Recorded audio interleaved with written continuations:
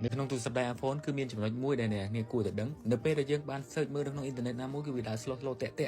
ឬក៏និយាយស្រួលស្ដាប់ទៅគឺអ្នកមើលនៅក្នុង Facebook ឬមើល TikTok វាដើរ slow តាក់ឥឡូវដូចកម្មវិធីមួយនេះខ្ញុំ search ចូលឃើញអាពណ៌ល្បាពណ៌ខៀវវារត់លឿនមិញអញ្ចឹងបើសិនអ្នកចង់ឲ្យល្បឿនទូរស័ព្ទយើងដើរលឿនប្រហែលដូចខ្ញុំបានបង្ហាញធ្វើនេះអញ្ចឹងអ្នកចូលក្នុង setting អ្នកស្វែងរកពាក្យថា software option ដែលនៅក្នុង iPhone របស់យើង setting ហ្នឹង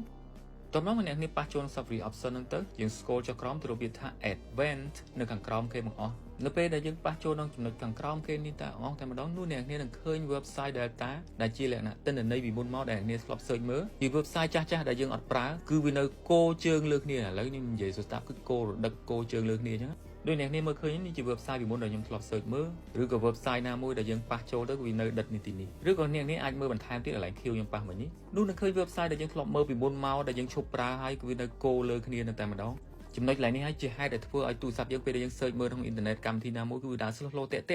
ទោះបីជាអ៊ីនធឺណិតនឹងល្អលឿនយ៉ាងណាក៏ដោយក៏វានៅមានចំណុចណាមួយ slow តាក់ដែរដោយសារទិន្នន័យដែលយើងធ្លាប់មើលពីមុនមកគឺវានៅគោជើងទីនេះអញ្ចឹងយើងគ្រាន់ប៉ះលើ remove website all data ហ្នឹងមកនោះ website ពីមុនដែលយើងធ្លាប់មើលហើយយើងជប់ប្រើហ្នឹងវា remove ខ្ទេចចេញពីក្នុងទូរស័ព្ទយើងតែម្ដង